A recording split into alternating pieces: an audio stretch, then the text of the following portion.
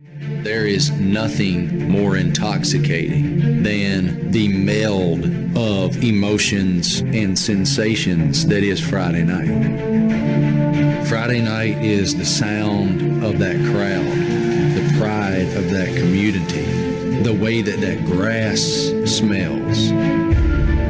I've never felt in my adult life the way that I felt on Friday nights. That's what those kids are playing for. They're playing for that emotion. They're playing for that brotherhood and all of that sensory input that comes from Friday night. Welcome back to Friday Night Addiction. It is Thursday, June 27th. We are hitting the dog days of summer. You're getting ready. I don't know about anybody else around the country, but here in Pennsylvania, we just had a pretty significant heat wave over the last 8-9 days. So the grass is really crunchy. Kids are probably grumpy. Conditioning is probably getting out of control for you, or helping you. I hope 7-on-7s are happening. I hope you're doing a lot of work with your linemen. So it's kind of at that time where you're in the last month before it's time to go. So I hope you're excited. I hope your programs are getting going. Hope you're ready because August will be here before you blink. So get some downtime in July, enjoy the holiday weekend, and get ready to go. Today, we're going to be interviewing a really, really, really close friend of mine, one of my best friends, my brother. Known him for a long time, work with him in different capacities. Probably anytime I have a question, the guy I'm going to call, and we go back and forth on a lot of things and kind of picking each other's brain and trying to figure out good solutions for whatever we're doing. As it pertains to our football teams, our life, or whatever it is.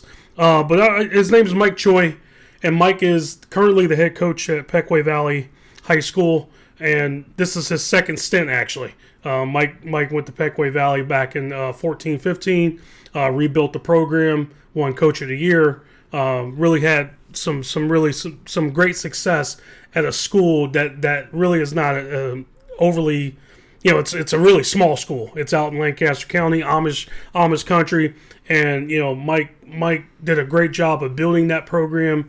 Walked away for a couple years to go and coach his son, who was at another school, who also had a great career. And now he's coming back to do it all over again.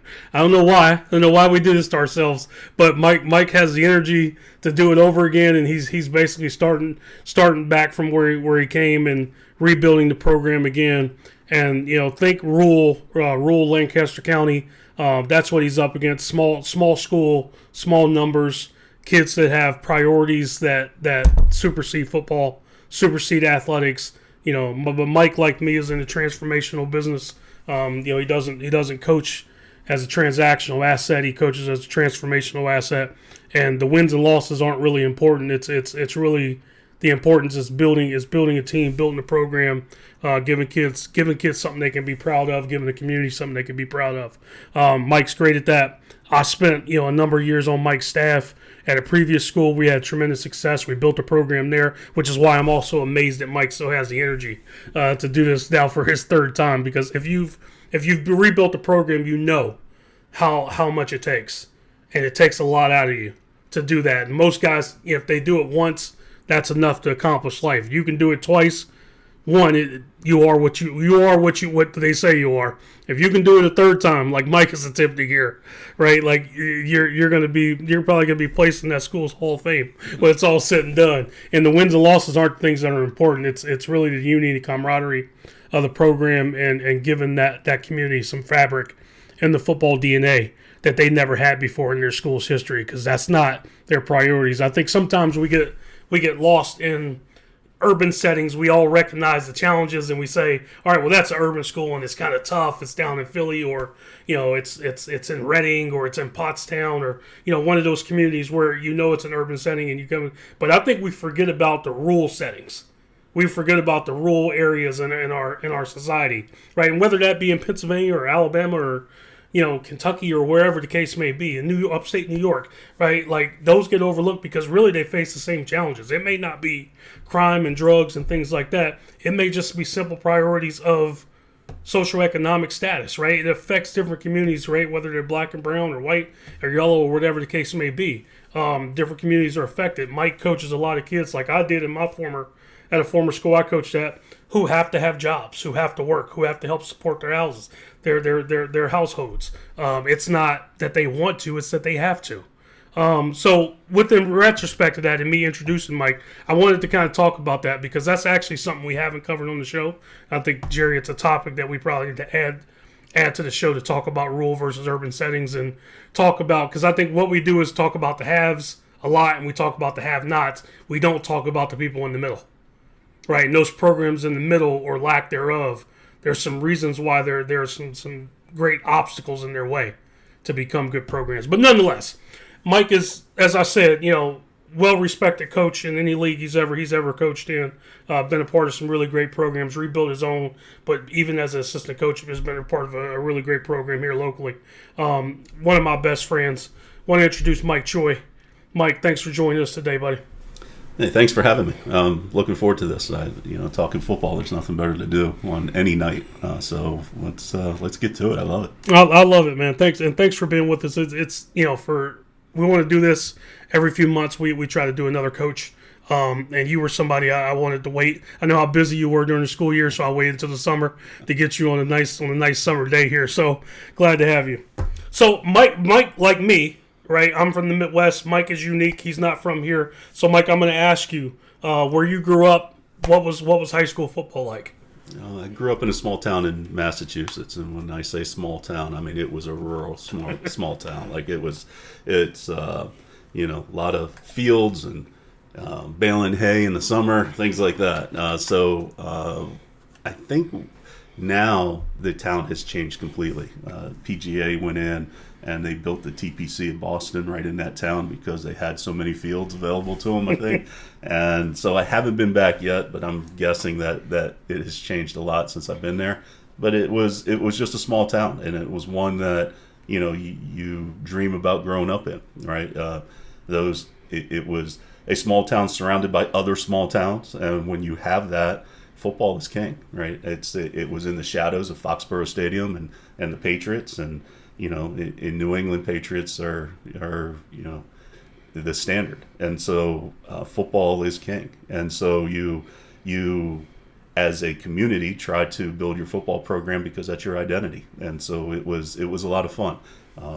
Had what we thought were big crowds, so we was just 600, 700, 800 people coming to a game, but that was just about the whole town. But in that town, it's a huge crowd. It is. And so, and that happened in every little town that surrounded us. And then we come together and we play each other, and you had not just one rivalry, you had 5 rivalries. And so you just really learned to love football. And if you didn't love football, you were kind of on the outskirts looking in. And so it was fun to grow up there and to play in that environment. It's interesting. I associate you in my brain from there, but not necessarily and it's weird because I haven't talked to a lot of people that were high school football coaches in the Northeast, right? In that pocket of the Northeast. We live in the Northeast, but we're a little more inward. And it's weird, the brand of high school football that is there, like there is a lot of passion, right? There is a lot of passion. It's funny because I was listening to a podcast today with Jim Tressel interviewing Ryan Day, and Ryan Day is from New Hampshire, right? All the same kind of corridor, same kind of area, and he was saying much of the same thing. He grew up in a really small town.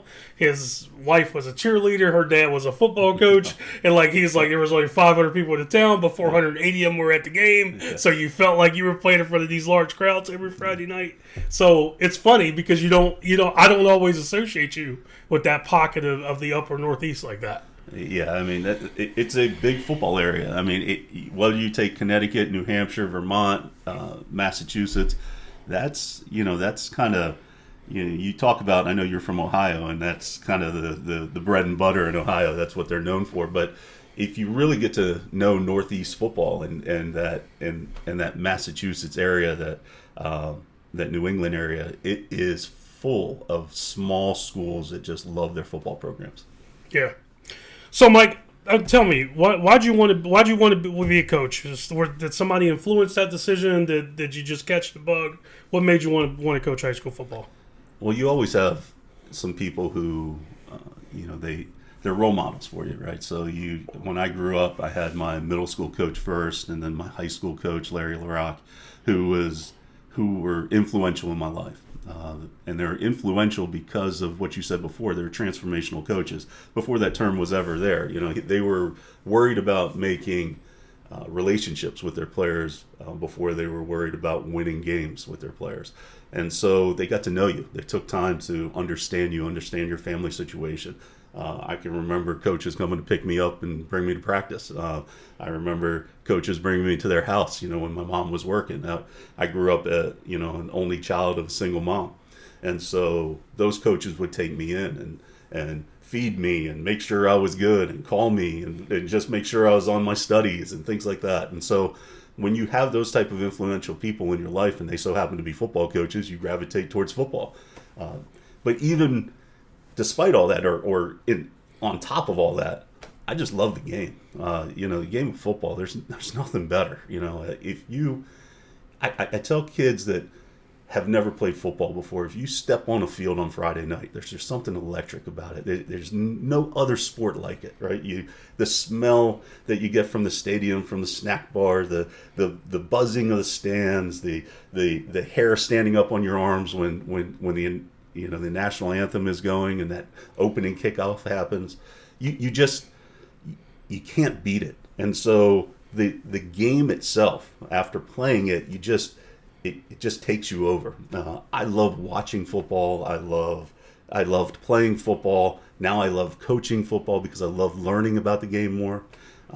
It's just taken over my life, and everything that really has happened to me in my life that has been good has been centered around football. And so I owe the game a ton. And so that's, I think, why I coach so hard and why I want to coach is, I changed careers. I was an attorney, and I was going to get into that a little bit. I changed careers so that I could actually coach football, right? So, like, being in the law library did not allow me to go and coach. And so when I started thinking about things, I got into teaching because I wanted to coach. And so I coached, and teaching was there. And now fortunately, I love teaching as well.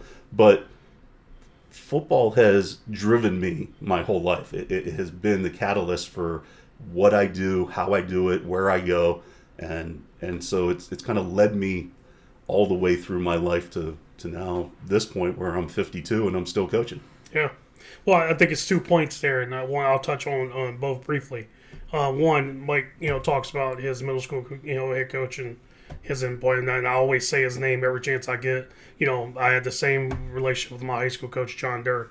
Rest his soul. I say his name every chance I get because I truly, truly believe for those people, if you have any gratitude in your heart for the people that helped you to get to where you are, you need to say their name to people. And people may not know them, but you need to say their name. You need to say it out loud.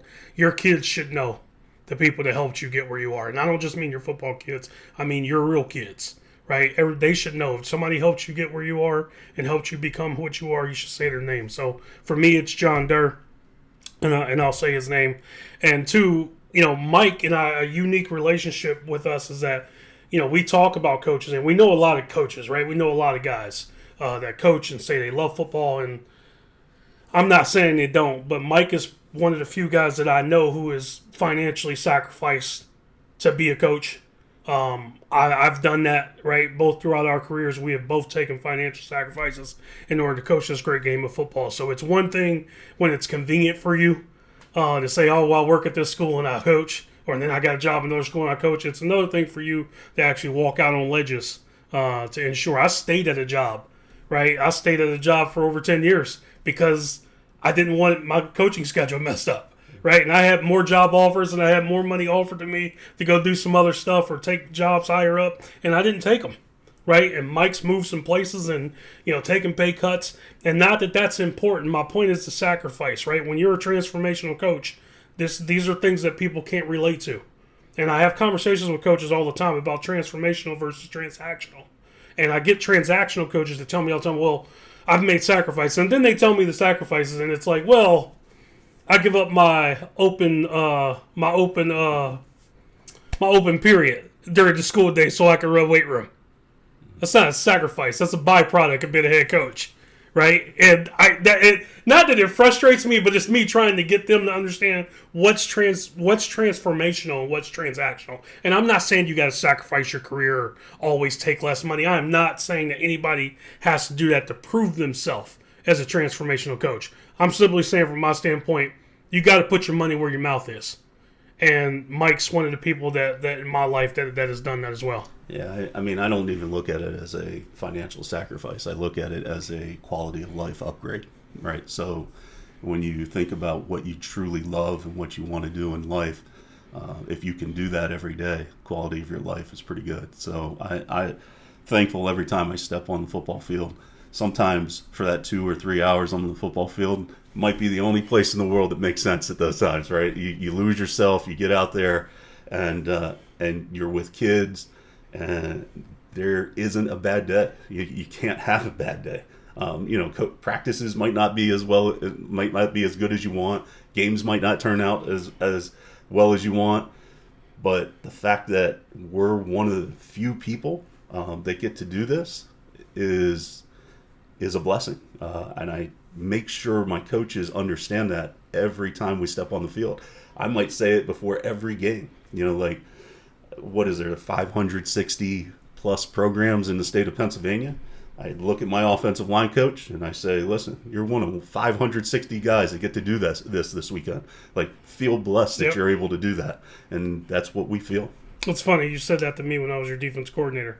I said, Don, it's 564 of you in this state, right? And I took that for granted. Then when I became a head coach, when I was getting ready to become a head coach, it was kind of it wasn't last minute, but it was about this time of year, and I was really hesitant.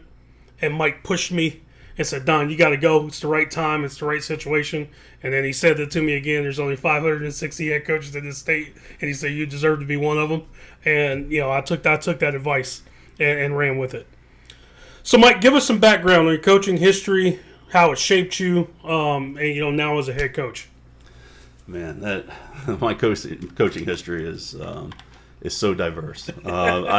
I've coached at big schools, medium schools, small schools. I've coached with teams that had 60 plus kids. I've coached last year with a group of kids of 22. I've coached at public schools. I've coached at private schools, Catholic schools. So I have a pretty well-rounded base. I've coached at teams that went undefeated. I've coached on teams that went defeated, 0-10, right? So and so you learn a ton about yourself in every one of those situations. You also learn that you can't just look at a football coach's record and say how good he is, right? So, like, there are some really good coaches that are in certain situations that have 1, 2, 3 wins that coach better than guys that have 11, 12, 13 wins in a season. You really have to understand the situation and in order to judge somebody else, and it's something that took me a while to learn. When I was young, it was all about the wins. Yeah. I wanted to win more games every year. I wanted to create a resume. I wanted to take the next step. I was always looking where my next step was. And what you learn as you go through that, actually, when I look back at that, I used to look at coaches that had 2 and 3 wins and be like, man, what's wrong with that coach? Like, that coach is no good.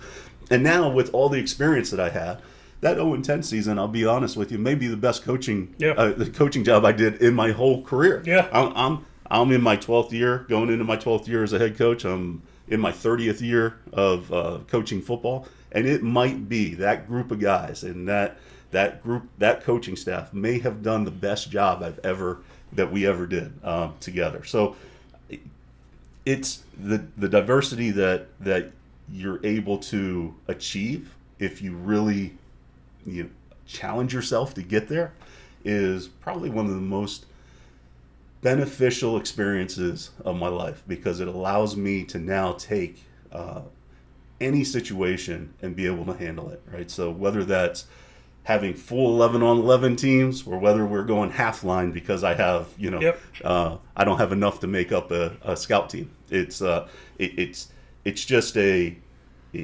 experience is so invaluable. And if I had to give some advice, and I know we'll talk about that a little bit later, but that's one of the pieces of advice I give is try to get as many experiences in your football coaching career as possible. I completely agree, and I don't. It's again, I respect coaches on all levels, and then wherever you coach at, especially if you dedicate yourself to the craft and the transformational requirement that comes along with the obligation of coaching kids. But it's really hard for me to take advice from people if they haven't coached multiple places. And when I say multiple places, like if you've only coached at a big school and that's all you know, that ain't it, right? And in high school football, it's really a simple product, right? It's about numbers. If you got 60 kids playing, you don't have the same problems that most of the country has, right? You just don't. I know that, you know that, because we both coach on those teams with 60 plus, and you got another kid and another kid and another kid, and it changes everything about your practice habits, right? What drills you can do, what drills you can't do. You just talked about going half line, right? Because numbers affect that, right? What able bodies can I put in a practice or in a game or in a live situation? When you got 60 plus, you don't have those same concerns, so you don't learn to coach the same way. And it's not that you're not a good coach, but you need that diversity in your coaching career. You need to be able to have examples of different ways to do things and how to manage them. And it's really of the utmost importance. And, again, we're going to get into that. But for young coaches, like, if you're somewhere and you think you're doing a really good job and you get an opportunity to go somewhere else and it's completely different, go. Right? Especially if it scares you. Go. When we were together, we built a team that ultimately won the district championship. And when I left to go to Pequea, everybody thought I was crazy, right? But the reason I left wasn't because I had to leave. The reason I left is because I wanted to challenge myself. And that was what I told the coaches that came with me. I said, please come with me because we're going to challenge ourselves, right? When I went to Pequea, they had 16 straight years of losing seasons. Like they hadn't, and that was all 16 years of their existence. And so it was a challenge to go in there and build a culture and build a program and build traditions and try to get a group of kids who really needed us as mentors and role models and as football coaches to teach them how to play this game and what the value of this game is. And so I would give that same advice. If you're a young football coach, find ways to challenge yourself. If you're at a small school, get to a big school. Yep. If you're at a big school, get to a small school. If you've hit both of those, go to a middle-sized program. If you're in a public school, go see what the other side's like so you can talk about it, right? And I've been on both sides. So if you ask me about, Catholic school versus public school, which I know we're going to touch on a little bit later, I know it. I have experience in it. I can talk about it. I know the challenges of both. So it's a great way to broaden your horizons as a football coach. Plus, I always joke, like, you see a really small school, and last year we had 22 kids. We're playing at a school of 62. It's a challenge, right? And every quarter's a challenge. Every game's a challenge. But I always joke, like, take a small school in that situation, take those coaches and almost double whatever win total they have. So if they got 2 wins, it's like being in a bigger school with 4 wins. If they have 3 wins, it's like 6 wins. If they have 6 wins, it's like 12 wins. You can really kind of judge it that way. Now, it doesn't always tell the whole story, but it's a good way to look at smaller schools, especially in rural environments where you have to take the kids that you have, which is very few and far between at some of these smaller schools. Agreed.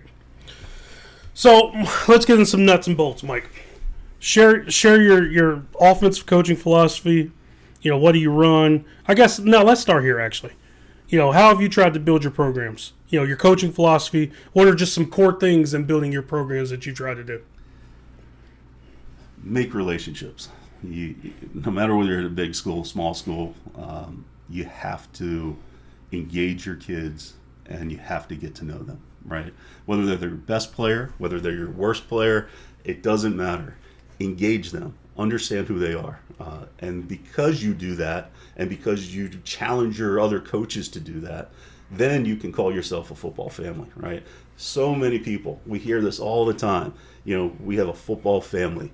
Well, those are great. That's great. Everybody says it. People put it on T-shirts all the time. We don't need to put it on T-shirts where we're at because those kids know. If you come to any of our practices, we're a small school. We have 25 to 28 kids playing for us every year. So there's not a big group that leaves every year.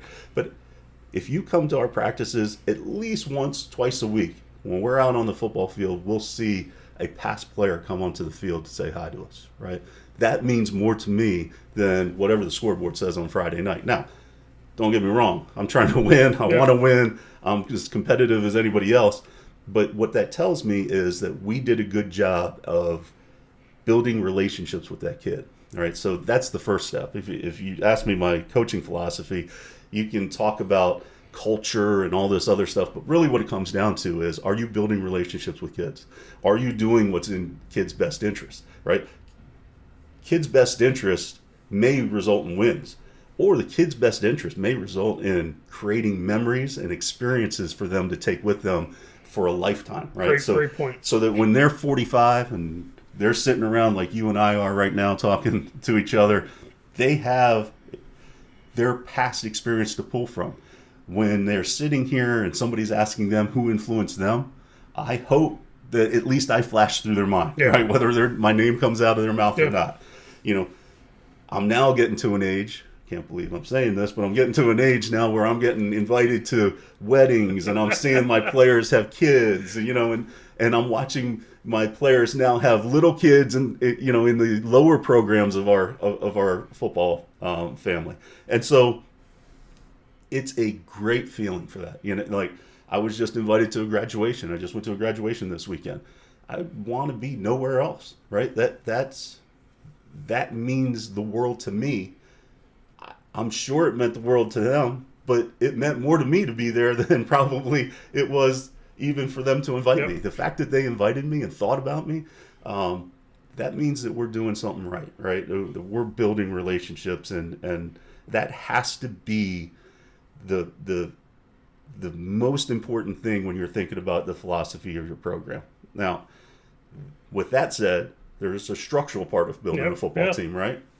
And the structural part of the football team means that you got to build it the right way from the ground up. If I'm a coach and I'm going into a new situation and there's no youth program, you have to build a youth program, right? If there is, which you had to do the first time, both times. And now you're doing it. You're doing it again, all over again. Yeah, it shut down in the meantime when I left, and now we built it again. But you have to build a pipeline. You can't expect kids just to join football and grasp the love of the game when they're starting in 7th grade, right? Get them young, like teach them what football is all about. Get good coaches, get involved, right, as a head coach in your youth program.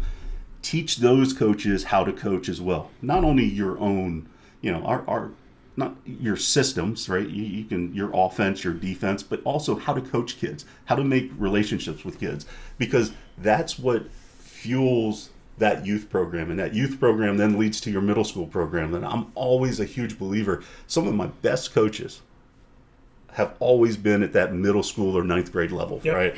Because they're the ones that have to now take this youth football player and really build their skills, and they need to be able. And they have to sustain their love of football, yes, right, to even get them to you. Absolutely, because once they get to us, and hopefully we're building this at Pequea, and I can see it because we have a nice little youth program now that has led to middle school program that has 30 kids in it, and now it's time for the push to happen at the varsity level. It all feeds to the varsity level. Once they get to us, it's now refining that technique, right? Continuing to build that relationship. And if you do that structurally, you have now built a program that can have sustained success. Otherwise, what you're doing is you're just hoping that you get 5 or 6 or 7 kids that are born in the same year that are pretty good athletes and can sustain your football program for 2 or 3 years. Yeah. That's not what you want. That's not what we're trying to do. When we say build a program, we're trying to build sustained success so that when my time comes and I leave, that program is in good standing, right? And that they can continue winning games and making impacts on kids. Like you talked about our situation. Our situation is that we're a small school. We have 70% poverty rate, right? And so it's really important to me. It's really important to me to have men and coaches that are role models on that football field, because some of these kids, that might be the only male person that they talk to in a day. And so it's really important that we hold that standard and raise the bar to a high level so that we can meet those challenges and make impacts on those kids. The true on every level. I'll touch on just one. I tell coaches all the time, and this is why I use the word purposely all the time, on transformational relationships. Football's hard. And again, I am not showing any disrespect to any interscholastic high school program. I'm not. But there's none like football. It's hard. It is hard, and there's no way to skip the hard to the fun. Right? Like, this is the problem. Like, right, a lot of kids go out for basketball, like the gym's packed, there's 40 kids, because they can get instant gratification by throwing the ball up and just seeing it go in once. Right? And, like, they still may not make the team, but just some gratification that I could do that. Right? Football is difficult on every level, and the relationships are so important because they have to sustain you from the hard. You'll never get over the hard and get to team if you don't have relationships, because there's no incentive for the kid to keep doing hard for no reason. I agree. I mean, I think Tom Brady said it best. He just was just inducted into, I think, the Patriots Hall of Fame, and he had a speech here in the last few days where he said football is hard. It's hard to go to practice. It's hard to get beat up and be tired and get up again and go back to practice. Football is a hard sport. I tell everybody all the time, football is the only sport where you have to train 10 months in order to have 10 games, right? And so it's not easy. And so kids can find other things if they want to. And that hard is, probably the number one reason you see numbers going down a little bit in football. But it's also a character builder. It is also, if you do it the right way, those kids want to be around you, right? And they want to have that relationship with you. And they also understand in that relationship that you're trying to build them as more than just football players. You're trying to build them as people and as men. You want them to be successful parents, successful husbands, and successful employees at some point in their life. Yeah. And when you say, okay, football's hard, and that's why the relationships matter. Because the relationships have to sustain you through the hard. It's no different than a marriage and a family and anything else. All the relationships, all the memories, all the moments have to sustain you for the hard time, right? Because it's not when you hit adversity, you're going to hit adversity. Whether that be in the second day of camp in the summer, or during 2 days and it's 100 degrees, or whether that be in a game when you just can't quite make the block that you need to, or in a practice, you have to have something to fall back on. And young people, specifically young boys, young men, need to know that when it's hard, and it's hard for you as the coach and it's hard for me as the player, that we got something else we can fall back on. I'll tell you, you see that in some of your best players, believe it or not. Your best players go on to college, and I challenge, or I ask all the coaches that are listening to this to think back. How many times do we get calls from our kids who just entered college and we have to walk them off the ledge because it is hard in college, right? Now they reach a new level of hard. Yeah, they have been studs at their high school, may have been hard for them at some level at high school, but they were always at the cream of the crop. Now they go to college and they have to, they're with other cream of the crop players, and they have coaches that might be even a little bit harder on them, right? And so every year that we send a kid out to a college, which is part of our job, we get a call. I get a call like, Coach, this is so hard. Yep. And what do we always say? Stick with it, right? Fight through it. Yep. Stick with it. It's going to benefit you in the future. And then you watch those kids over a couple years, and now they're playing, and they're the captains, and they're all that they're supposed to be. And when they think back on that time, they're always like, Coach, thank you for talking us off the ledge and just explaining how hard football is. It is. And there's no way around it. If you want to play football and you want to be good at it, you got to put in the work, which is hard. It is. Mike, I know this has changed for you a lot here recently, actually. Share your offensive philosophy. You know, what you're trying to run, what you're trying to accomplish. Not specifics, but in general. I know you. You know, I know you because I know your philosophy. I know what you're generally trying to do. I know how you believe in the gameplay and game flow. And a lot of what you do offensively is not so much to try to score 50 points.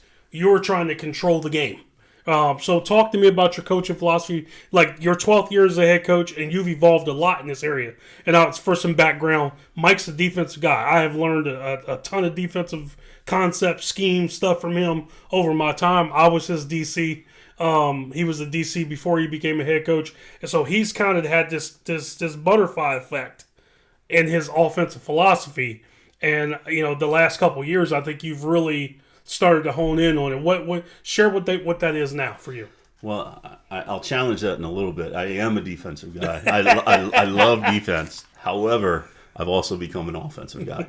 And if you're going to be a head coach, you need to know both sides, and you need to know them intimately. You need to know what makes it tick, what makes an offensive play tick, and why you would call it. You also need to know defensively how you're going to attack other offenses and what the rules are and things like that. So, like, you become an offensive and defensive guy as a head coach. But my offensive philosophy is simple. It's a wing tee.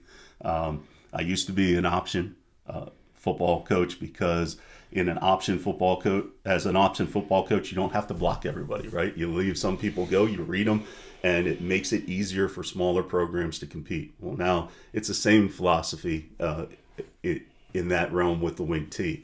You know, the wing tee is about angles. It's about having smaller linemen, probably, especially where I'm at, that we're going to need an advantage. And the only advantage we can get is to not block you head on, but and allow your strength to overpower us, but to use angles to create leverage, right? Yep. So if you ask me what my goal is on offense, it's precision, right? Like I'm looking for precision. You have to be precise in everything you do, your step, your motion, how you block in a hole, where you run the ball in order to get the yards that you need. Now, when I say yards that you need, there's going to be a lot of coaches out there that coach a ton of athletes, great athletes, and you know they're looking for holes to open up and for their kids to run 70 yards and hit their head on the goalpost. I'm not that way. I'm looking for literally the old school 3.5 yards and a cloud of dust, right? The reason being is I have a small program. I have a smaller team. I'm usually not as strong as the teams that we're facing. And because of that, you need to control the game. And the way you control the game is to control the clock and grind out possessions. And so a punt isn't a bad thing. You can punt and play good defense and be very successful if you're taking time off the clock and getting that game to the fourth quarter where you have a true opportunity to win the game. And so you need to be precise, and you need to find an offense that works for your system. Now, if I'm coaching at a bigger school that has a ton of athletes, maybe the wing tee is not the way I'm going to go, right? Yeah. Because I'm going to try to utilize these athletes and get them into space. So you got to kind of judge what your athletes are capable of doing. Where I am right now at a smaller rural school where we play bigger teams, like I just said, we played 62 kids when we had 22 last year. We need to keep those games close, and the only way to do that is to grind it out, be precise in what we're doing, and get us 3, 4, 5, and 6 yards at a time. You know, I think it's interesting. Mike and I both share our love for option football. He grew up, playing in it, and I grew up playing in it from different positions, different standpoint. But I've always liked the angle blocking of option football. I've liked I like putting defenses in a bind. I'm a defensive guy, so I know how hard it is to put an end or a nose or a 3 technique or an outside linebacker in a situation where they got to think and react fast. And I like trusting the quarterback to be able to make decisions off that.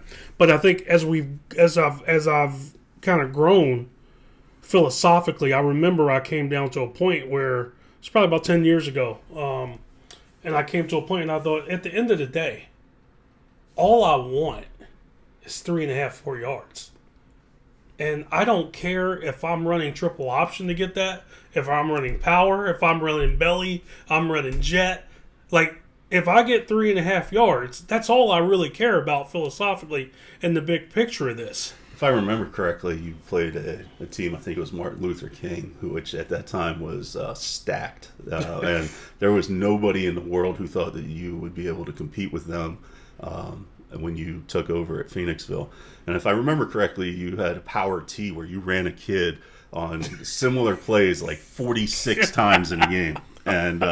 And what you did is control the clock and completely frustrated all these athletes that are on the other side and wound up winning. I think it was even in a rainstorm. It was. And so, the proof is in the pudding. If you can teach your kids, especially on the offensive line, to be precise, open up enough of a hole that your back can be tough and get you 3, 4, 5 yards at a time, you can take the heart out of teams. You can control the clock. You can literally manage football games. It's a hard thing to do, but you have to marry that offensive system with your idea of how to control a football game, and you can do it if you're able to grind out possessions. I'll tell you this, and this is I was going to finish up there, but you bring up the King thing, and we played an inner city Philly team with. At that particular year, 7 or 8 kids were Division I prospects, and I mean legit Division I prospects. And they're on a normal day in a normal, nice game environment. And if we had played some regular offense, there's no way in hell we would have beat them. And we had no business even being on the field with that team, except for that night with our offensive philosophy, but also. And this is something I learned from Mike, and we started doing when I was coaching with him, is we would go through film and judge how many offensive possessions teams were getting. So if they got 8 usually in the course of a game, right? And most high school football teams you'll find get somewhere between 8 and 10 possessions in a game. If we knew they got 8, Mike would look at me in the week and say, "No, hold them to 6," right? Or offensively, he would say, "We're going to try to hold them to 6," right? Because our goal was. If they got 6, then the percentages say probably only going to score on 3 of them, right? That puts them at 17 to 21 points. That means we got to score 21, and we got a chance to win in the end. And I remember taking that philosophy, and that was something I hadn't learned to that point. My experience in the coaching realm had been at the college level, where it's a completely different philosophical idea, and at a large high school in Ohio where we had just a supreme amount of talent, and I never thought about those things. So I took that from where we left from, and when I became a head coach, and every game we went into it, all I was trying to accomplish offensively was shortening possessions for the other team. Now, some of that's cockiness of my defensive prowess, right? And just like Mike's, like we were confident that they're not going to score on more than 50%, right? Maybe some games, depending on the team, whatever. But if we can hold them to about 50% of scoring opportunity within their offensive possessions and take 1 or 2 possessions away from them they're normally getting, well, that gives us the chance in the fourth quarter to win the game. You have a 12-minute quarter, Don. So, if you can grind out 5 minutes, you get 3 first downs, and you grind out 5 to 6 minutes in that quarter, and you kick the ball back to them, and you play tough defense, and even if they score, right, first quarter's over. They have one possession, right? So it really is a way for smaller schools to compete. Now, it doesn't always happen. Sometimes they're just that much better than you. But when you get an opportunity, especially when they're that much better than you, when you get an opportunity to control the game, it makes the belief from your kids and your program and your coaches, all of a sudden they understand what it's going to take to win football games, and that belief carries on. I believe that year that you beat Martin Luther King, you went on to do some great things in that season, we went right? To playoffs and because of the fact that they realized that's their identity, right? You create an identity on your offense, and so it was in my mind that's the best way to go. If you take somebody who's at a little bit bigger school than ours, Why Missing? They run Wing T. They've been wildly successful. I think he has like 30-plus years of non-losing seasons, he being Bob Wolfram. And he takes that philosophy and plays really good teams. But back in the day, it used to be when he had a smaller group, it was there for him to have winning seasons.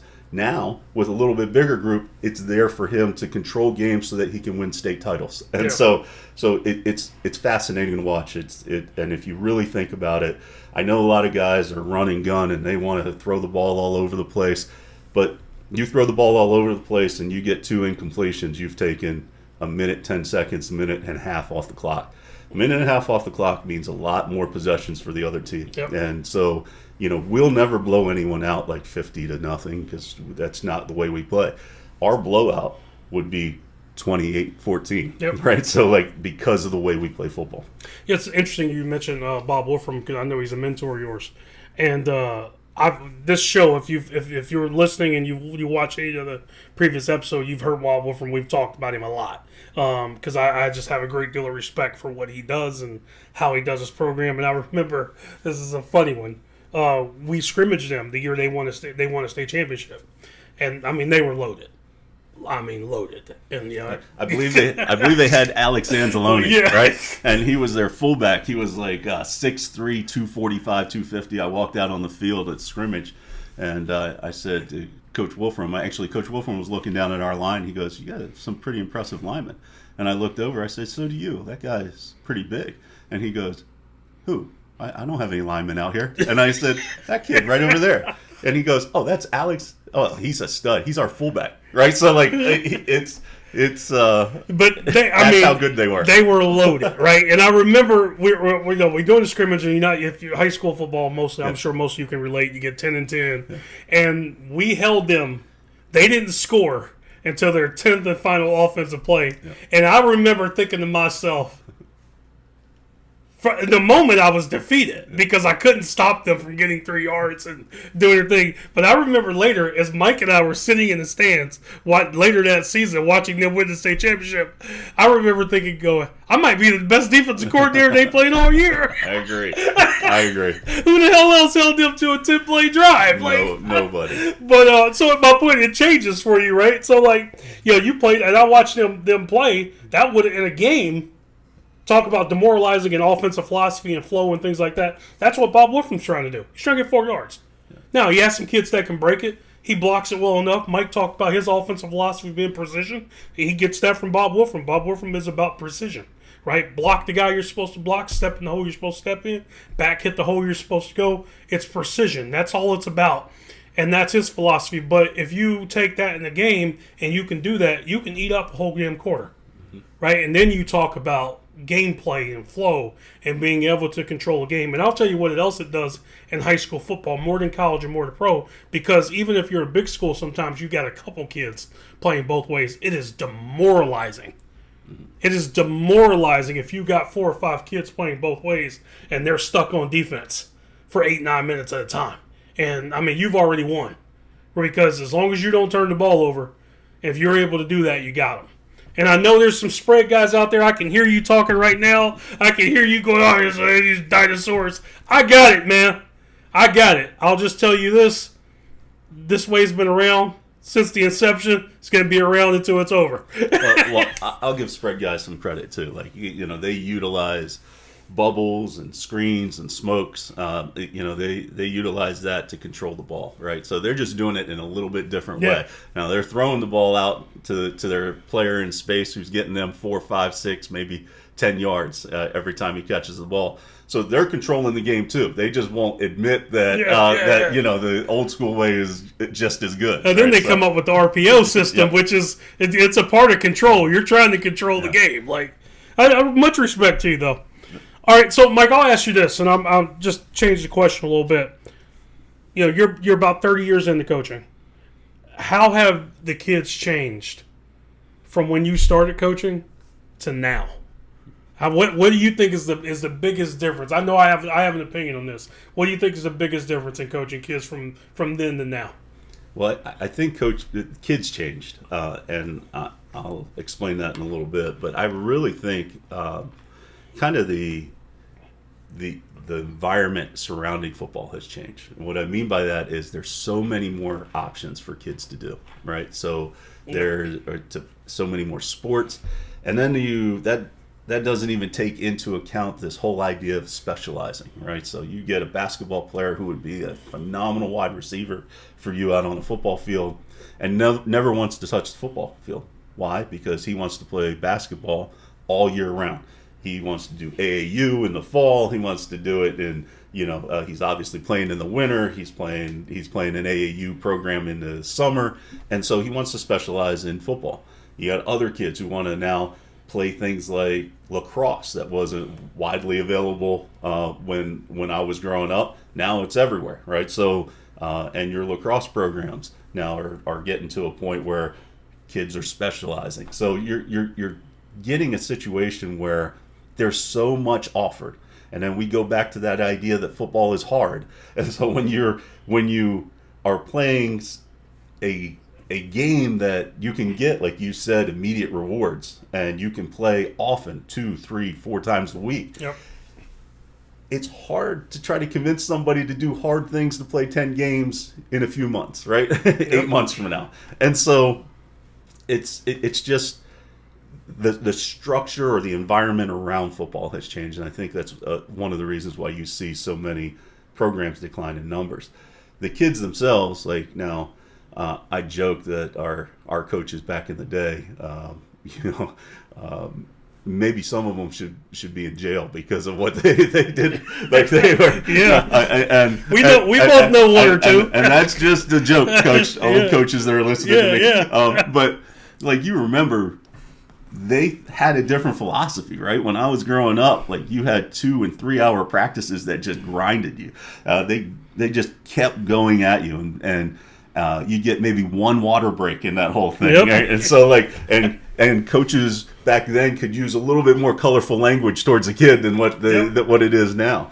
And so just by the process, I think you were mentally tough back then. Like you became mentally and physically tough because of what you had to go through.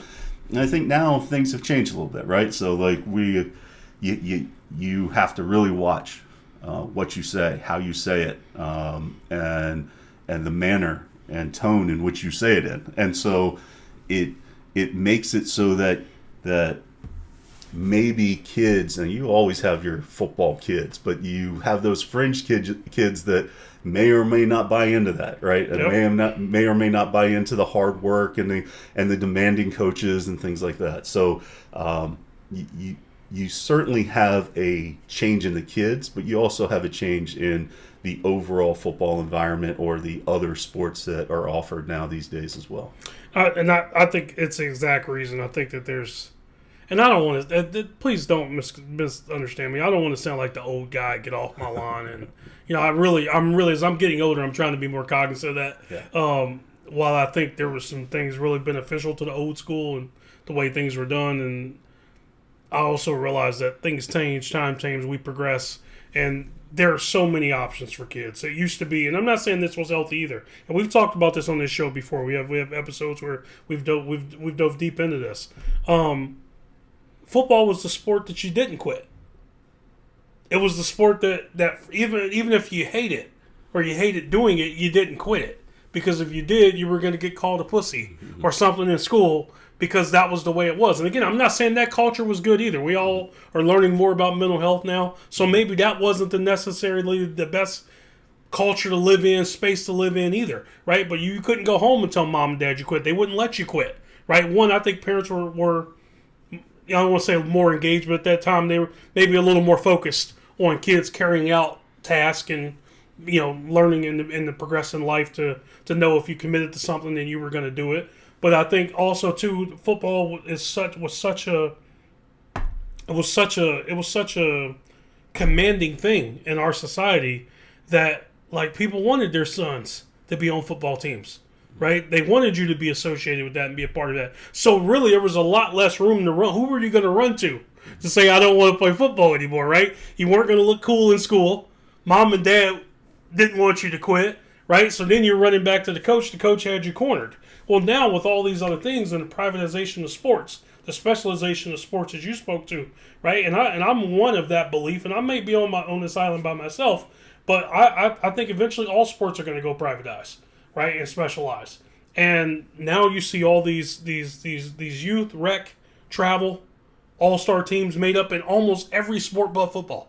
Every sport but football, you do not need to play interscholastic in your school in order to be recruited to play college. No other sport but football. And the only reason they can't figure it out for football is because of the insurance policy. Right? Schools carry an insurance policy that allows them to include football in that.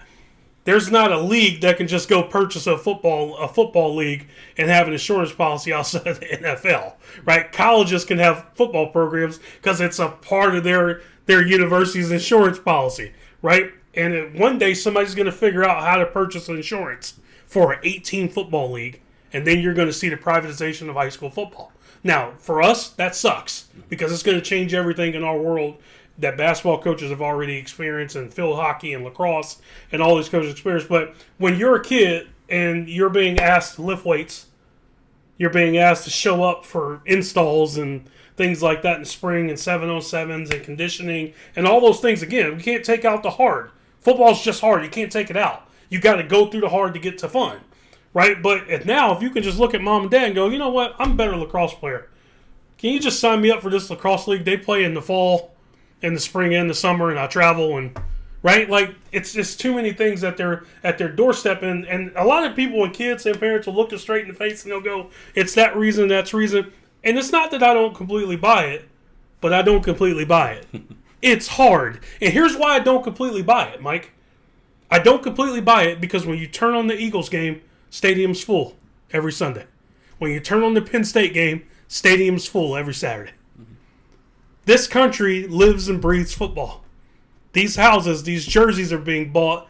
Football is streaming at a pace financially that cable companies and streaming services can't even keep up with. The deals are so large because households, like 80-some% of households, watch a football. It's not that these kids don't love football or don't want to even play it. They're just not willing to pay the price for it. And there are more options now that you don't have to.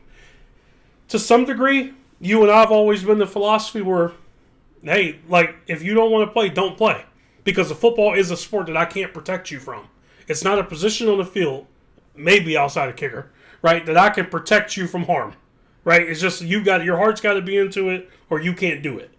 So that's been our philosophy. But when I look at the downsizing of what's happening in high school football, I am really concerned.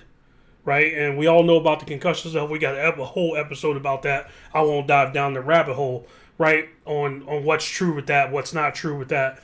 But you know, the rate that I'm watching at your football team, right, and what you're doing out there, and you're going into a season with 28 kids, and then if I go to one of your games mid-season, right, you're at about 22, 23 of really maybe healthy bodies. If we're lucky. Right, if you're lucky. And then by the time you get to the season, right, you're holding on. Right, because that attrition takes over. And you can't tell me there's not, as small as your school is, and it is, and that your roster size is probably abnormally high for a school your size. But you can't tell me there's not 12 other boys who don't want to play football. They do. They can. They're just not willing to do what it takes for it. And then they don't have to be willing to do it because there's all these other options outside of here that they can go do instead of. And I know every sport person says this, every advocate for their sport. Football is the greatest sport in the world because it teaches you every life lesson you need to know. You have to do stuff all the time that you don't want to do. And that's really life. That's adulthood and that's manhood. We wake up every day and we all have to do things that we don't really want to do. And football teaches that, and you do it for a greater reward, whether that be your family, whether that be your own personal gain or however you need to do things. Normally it's for other people. That we live our best lives when we're serving other people, either our families or people at large. And I think it's always taught those kids some great lessons. And I think now society has created an out for kids. It's a shame because if you talk to any football coach, and all the football coaches listening know that life is hard, right? So you have responsibilities every day. And whether that's financial or family, it's hard. And so where do you learn to do hard things and fight through adversity? Where do you learn that in the course of your K through 12 experience, right? So Do you learn it in the math class? Do you learn it in social studies? Maybe, because maybe you gotta really study. But that's more time management and all those other things that make you a good student. Hard, and having to do things that maybe you don't always want to do every day, but that is for your benefit in the long run, is what life is all about. Yes. And that's one of the most beautiful things about this game we call football. Exactly. Right? And so it's a shame to see the numbers going down, but you're absolutely right. The options that kids have right now to escape that the challenge of taking on something hard is out there, and they have plenty of options, and so they can find other avenues that are more enjoyable than the hard work that they'll have to put in for football. And I think that's why you see the numbers going down, and our job as coaches to figure out how to explain that to kids and families, and how to show that and model that to our kids and families so that they understand the value of football as well. Yeah. Completely agree. And when you figure that out, please let me know. I will. Because I will. If there's anybody out there that knows that, they please contact this place and send me the list. Listen, because I'd love to follow it. Comment, message us, Twitter, on X, on YouTube, Spotify, on any of those, and let us know if you got the answer. So I'm going to move on here, and I opened the show and I talked about Mike's diversity in coaching and his ability to coach public and private. And Mike, I'm not going to get you in trouble with this. I have some strong thoughts, and you and I have talked about these things for years, but I'd like you to share your experience and maybe some of the biggest differences as coaching public and a private school. Well, I don't mind taking this one on. I think this is one of those subjects where I don't mind getting in trouble. And I know some of the coaches out there are in private schools. Now, I've been on both sides. And as this relates to state playoffs as well, is what I want to add that in there. It's hard. And not just state playoffs. In my regular season, I played 2 private schools or Catholic schools. It's hard because, as we talked about hard. This is hard. We get who we get, and then we have to mold them, right? Over the last 2 years, I've had over 50% of my team that has had either 1 or 0 years of experience playing football. And so I'm literally teaching them how to get into a stance the very first spring practice, right? Then we're teaching them how to come out of a stance to block somebody. Then we're teaching them how to run towards somebody and make a proper tackle so that you can do the things in football that make you successful, which is block and tackle, right? So like when you're doing that and you're going against other schools who have had kids playing football since they've been 6, 7, 8 years old, makes it really tough. So when I look at a schedule, or if we're fortunate enough to get to the playoffs and we have to play a Catholic school who has no boundaries and can pull kids in from any school district rather than just take what they have. And then on top of that, they can have transfers come in at any time, for religious reasons, quote unquote. Yep. And it's tough to match up with those teams, right? So why not have those teams match up with teams that are like them, right? And let us play teams that are like us. And this comes from I sent my son to a Catholic school, right? I coached at that Catholic school. We had great success there. Yeah. I love that for him. I think there's a way where there's a lot of smart people in this world, and there's states that are doing this, that figure out a way to get those kids to be able to compete in a Catholic school versus Catholic teams, and get public schools to compete against other public schools, so we're on the same footing. Right? If you do that, now it's a fairer system. Right? It's tough for me to get 22 kids from my small little town that come out and play football and may or may not have any experience or football IQ or anything that they can bring to the table besides straight athleticism. Teach them from ground one and go up against schools who are able to recruit the best youth player into their programs, right? From different youth programs. Or the best player from other towns around them, right? Which may actually take kids away from me if I have a great one. Might wind up playing against them, right? Correct.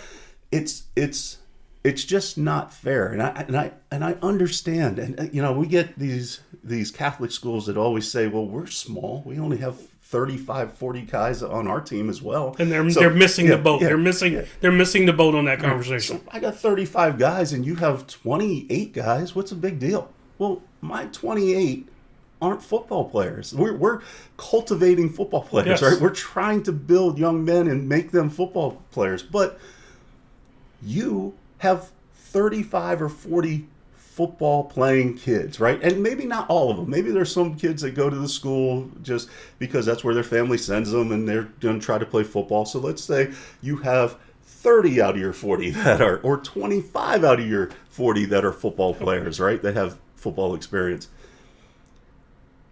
It's just not, it doesn't allow us to compete at the same level. And so it doesn't allow us to compete, whether that's regular season, in league games, or in the state playoffs. And we're just way too smart as a group of football coaches and governing bodies to allow that to happen and just turn a blind eye and say, you know what, no big deal. If I'm a Catholic school, why would I want to change? Like, I'm winning every year. I'm getting more enrollment in. Kids are coming to me because we're winning every year. I don't want it to change, right? I'll tell you, when I was coaching my son at Catholic school, I'll tell them, like, hey, what's the big deal? Like, let's go ahead and do that. It really is your perspective, right? But deep down inside, you understand what that you have an advantage, right? So, like, it's inherent. It's boundary versus non-boundary, just not fair. And so we need to do something about it in order to level the playing field. We do. And my thoughts, and I'll be brief because I'll go too long on this, but I'll just say this. I've had this discussion so many times with so many people. And I'll even leave the fairness marker off. And I'll just say what's equitable. Right? I have played and worked and coached at schools where I've had to stand across the sideline and see half the kids on that team are from my town and from my community, and they're playing at that school. And I've had conversations with private school or Catholic school athletic directors, and they go, well, we don't give scholarships. Or we only got 35 kids, to your point. You're missing the point. When you make a statement at the beginning of this and say, you're teaching a 16-year-old sophomore or a 16-year-old junior for the first time how to get in a stance, versus the kid that is at that intentionally at that school for a reason. It may be religious. It may be something else. We all know most of these kids get recruited from CYO times all the way up, right? Those kids have been doing those movements, those steps, those fundamentals for like 10 years already. I can't touch a kid until they're enrolled in our school district, right? I can't talk to them. I can't even show them around the campus if they're moving into the district until they're enrolled, right? Yeah. However, if I have a son which I did, and he's a pretty good football player, he says, that Catholic school is pretty good. I think I want to go there. No, there's no obstruction, right? If he's at least in the state of Pennsylvania, if he's a freshman or sophomore, he can go there and not have any problem, right? Still compete in the playoffs and all that other stuff. So you go there because they have a tradition of winning. They have a tradition of winning because they continually get good football players, right? And whether you're recruiting or not, you are recruiting because your win total is what is driving them there from different districts, right? Correct. You don't have a district. They are coming from different districts, taking away from their boundary school to go to your school because of the ability to win with other good football players from other districts, right? So, like, it just, there's that old saying, it doesn't have to be equal, but it has to be fair. Correct. Well, it's not fair. So, it's not equal or fair. So we need to make a change. All great points, Mike. And exactly, I was having this conversation. There's a really great school in our area. We're southeast Pennsylvania here, and there's a really great school called Coatesville, right? Talent-driven, talent-rich, right? And I say the thing about Coatesville, and the reason why I never have an issue when they're running deep in the playoffs or they got all these Division I players. I don't have an issue is because if I go through that roster, that current roster, and then I go through a roster from like the 1980s, about 90% of that team, those last names all match.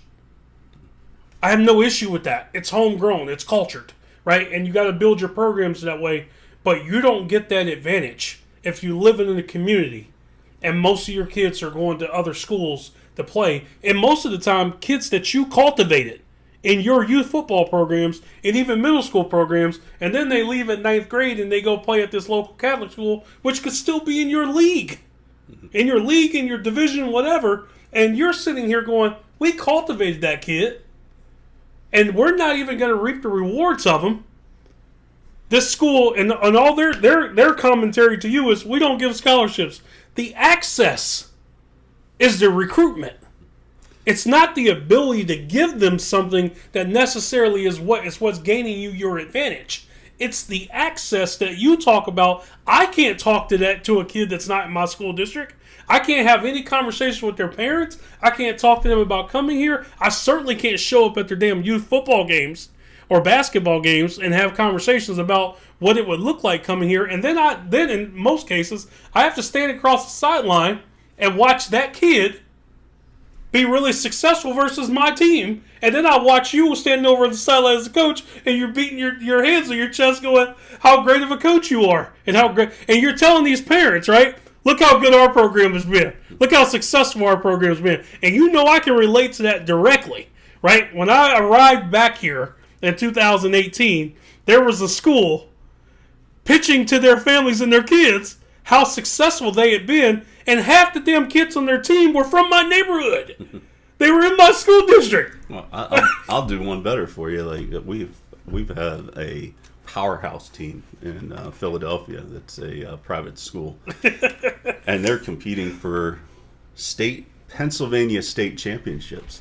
And they, at times in the past, have had kids that live in New Jersey.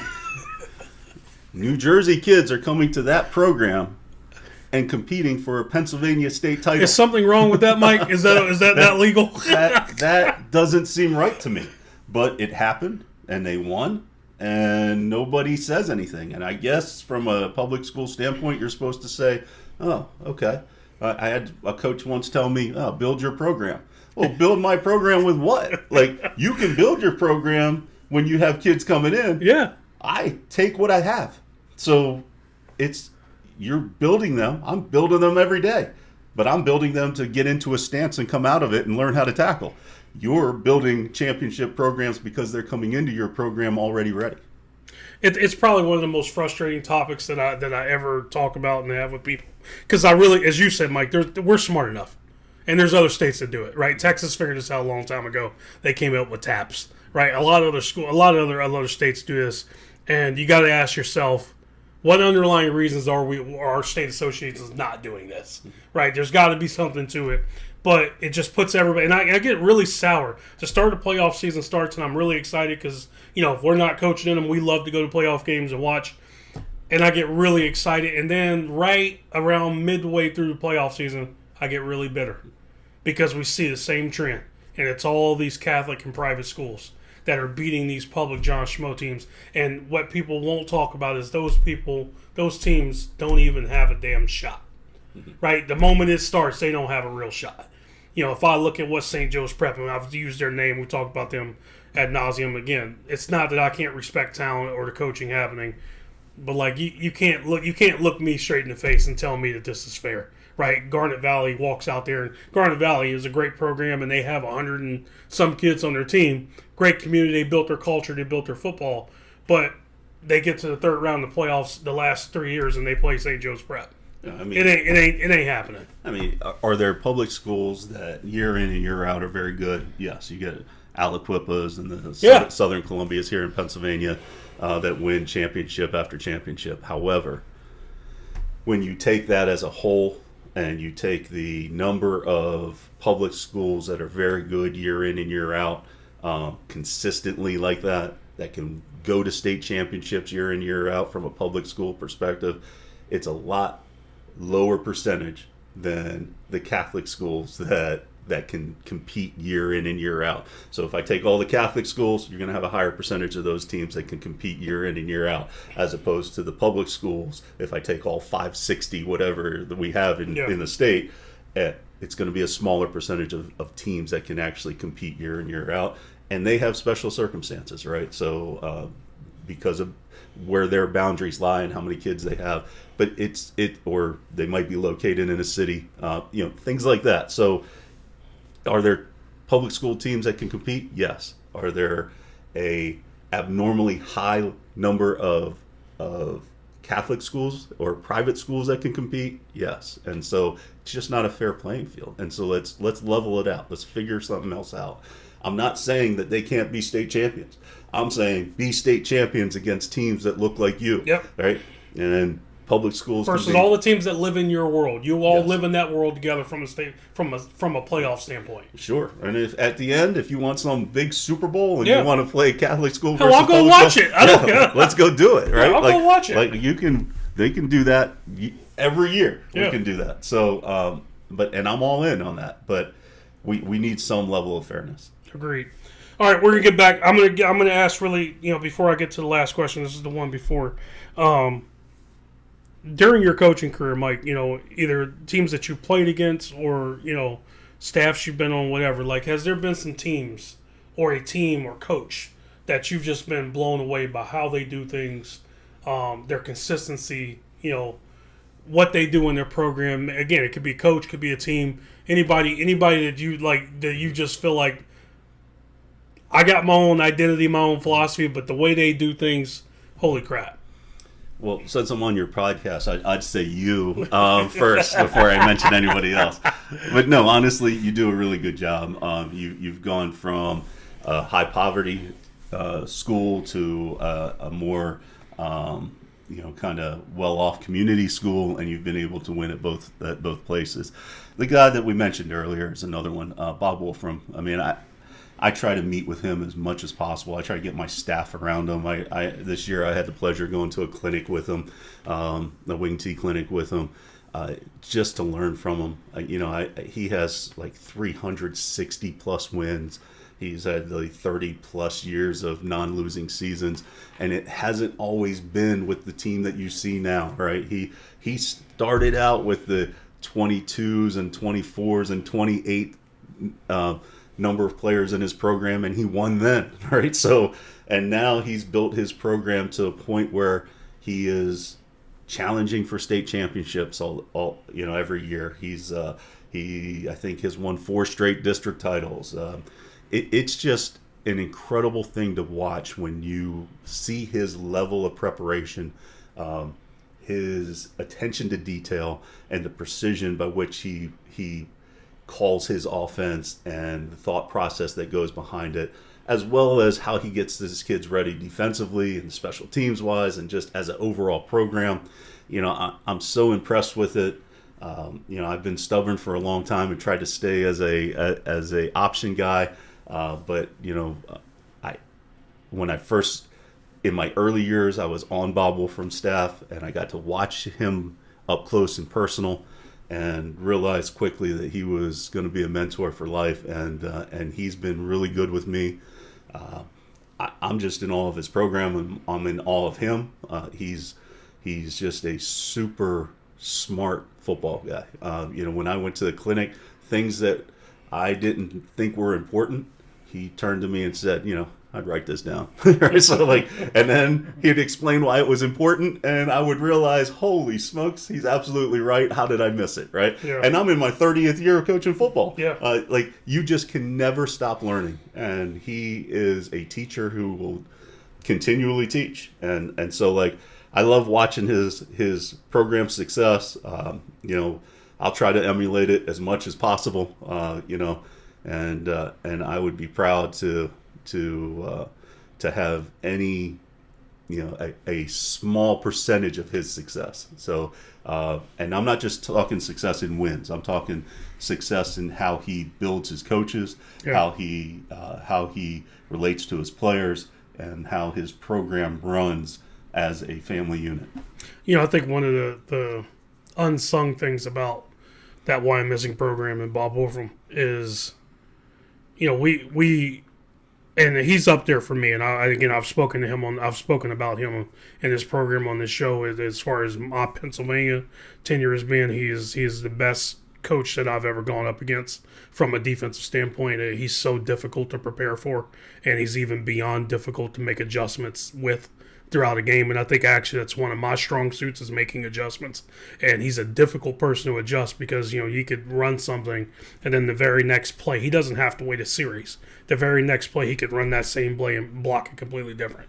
And that's, 40 some years of experience on his part and running that same thing. You talk about precision, back to that word, right? And that's who he is. So I have the utmost respect for him. But I think something you and I observed a long time ago about him and his program is when we looked at his coaching staff, how many guys have been with him 15, 25, 30 years, and the core of that staff is like 25 years with him and above. Yeah. And if you're, and we're gonna, then the last question is gonna, if you're trying to become a head coach, we want to give you some advice to help you do that. But I'm going to tell you this, and this is just something I've learned in my life, and, Mike can chime in here. There are a lot of perks to just being on a great staff, right? And everybody's got to chase the head coaching thing if that's what they want. You got to go prove it to yourself. You got to, whatever you need. Like, you just need to be in charge. There's different reasons, right? But I'm going to tell you, like, one of the things that Mike and I have talked about before is, we've had this with each other. We created, Mike created a staff, and the chemistry and the camaraderie with that staff over a 3 or 4 year period was, unworldly compared to some of the other staffs I've been on and I've tried to run. And I can't imagine what that looks like after 25 years with the same guys, right? And how we teach things, consistency of language, right? Consistency of how we deal with issues, right? Adjustments, right? Headphone conversations throughout a game where nobody panics, right? We went and watched that team play Aliquippa, and Aliquippa was undoubtedly more talented than Why I'm Missing on that day. And like we were watching something, and I'm thinking like Why I'm Missing getting a little bit of trouble, and I looked down on Why I'm Missing sideline, like there wasn't even one coach walking fast back and forth, right? You could just see them having conversations, right? And then second half started, and they had all seen it before. They had all done it, and they needed to get the kids in the locker room to fix it, and they did.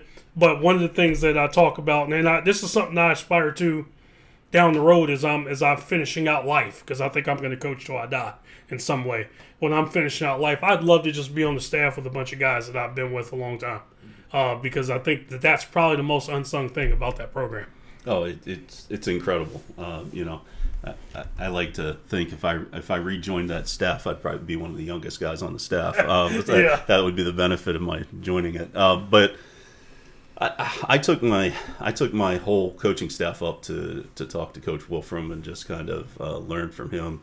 And when we got in there, he had his other coaches in there, and we spent probably about 2 hours just talking that day.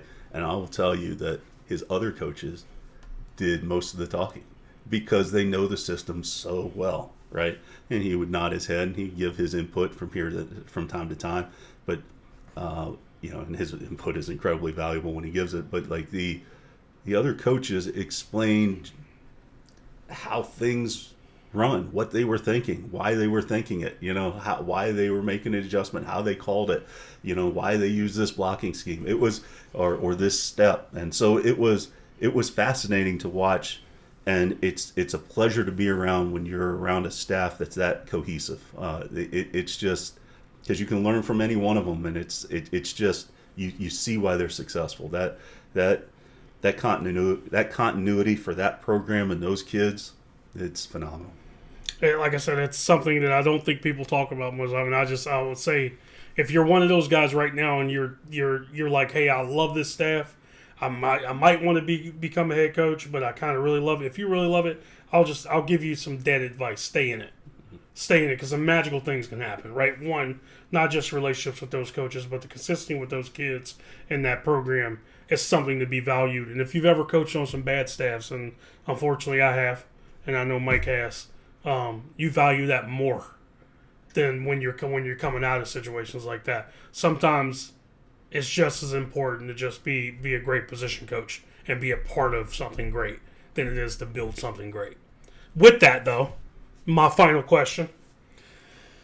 Any advice, Mike, you like to give some young guys looking to be head coaches, some core things to help them either one, pursue those opportunities, and once they get them, think some core instruments that'll help them learning curve, speed up their learning curve? Yeah, I think the number one thing would be not to rush through the process. Just don't rush through it, right? When we were coming up, you had to pay your dues, right? You had to be part of a program and learn it from the ground up and learn offense and learn defense and learn your position. Too many young guys want to be head coaches by the time they're 27 and 28. Well, that's great. And, I don't take anything away from them, and there's some really good young coaches. But for most of us, taking the time to learn under Coach Wolfram and being able to chart plays. I mean, literally write plays down on a piece of paper, right? Chart what happens there. Chart, what are the steps that are needed? What are the blocking schemes? What are the assignments? Where do we run the ball? Why do we do this? And then asking questions as you're charting. I think Bill Belichick makes all his assistants do that. They actually write the plays, and whether it's defensively or offensively, because it helps them to ask questions and to learn the offense and defense better.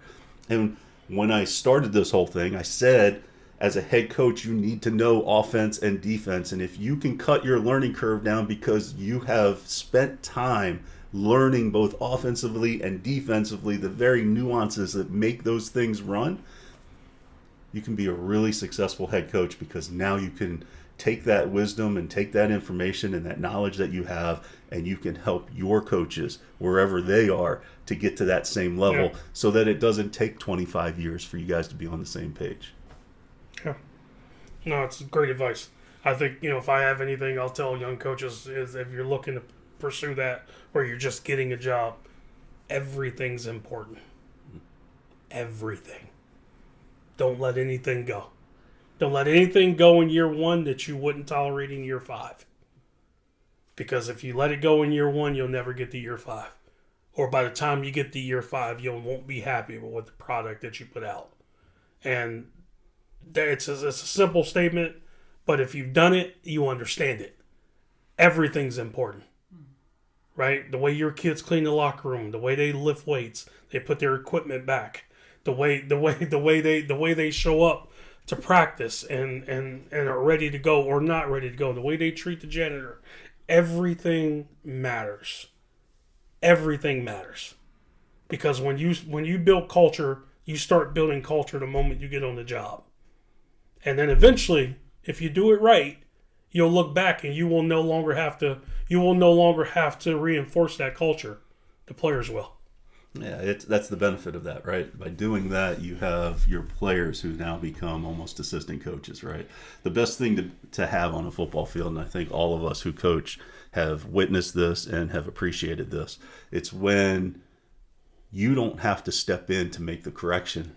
The kid who is maybe the second team player taking a rep is being taught by the first team player taking the rep, right? Yep. Or the third team player is being taught by the second team player, because they understand the system now, and because you haven't skipped any steps and you made sure everything was important, so have they. Yep. And they now are in a position to help your football program internally. Absolutely. Well, Mike, can't thank you enough for coming on the show. Been a great episode, great talk. I mean, we talk all the time, and still I learn some new stuff. Oh man, this has been fun. I'm just glad. I'm just sad that it's over. Like, I can talk football all day long. I don't know if they want to listen to me all day long, but I had a blast. So thank you for having me on. Well, it means a lot, buddy. Thank you, and good luck on the upcoming season. Like I said, you got about a month here before it all speeds up. So get some rest, right? And I know you're in the middle of all of it. Get some rest, because you understand how important that is too. The moment you hit August, it's all over for 4 months. Well, thank you. I appreciate that. And good luck to all the coaches out there. Whether you agree with us or don't agree with us, we're here to try to help. That's why I'm here. Don sold it as we're trying to give as much as we have learned, so that you guys can become, even if you take a little bit away from us, better coaches. And I wish you guys all the best of luck. Hopefully you have great seasons. All right, so for you out there, again, as always, like the comment video. We're on everywhere now, right? But, Spotify, iHeartRadio, YouTube, leave comments. We're getting great interactions on the message boards now. Would like to see a little more on X and some of the social media platforms. I think in July we're gonna do a live episode, Jerry and I, and dig down into some topic and get some Q&A. I've had a couple things direct message to me, so I want to answer some of that stuff. So as always, share the video, be a friend, tell a friend. Again, this is by coaches for coaches, right? This is not some podcast where we're trying to reel people into the game of football. You love it or you don't, and if you do, hopefully you'll take some of the advice and use it for what you can. So anyway, we will see you guys next month. Have a great summer. Get ready for your season.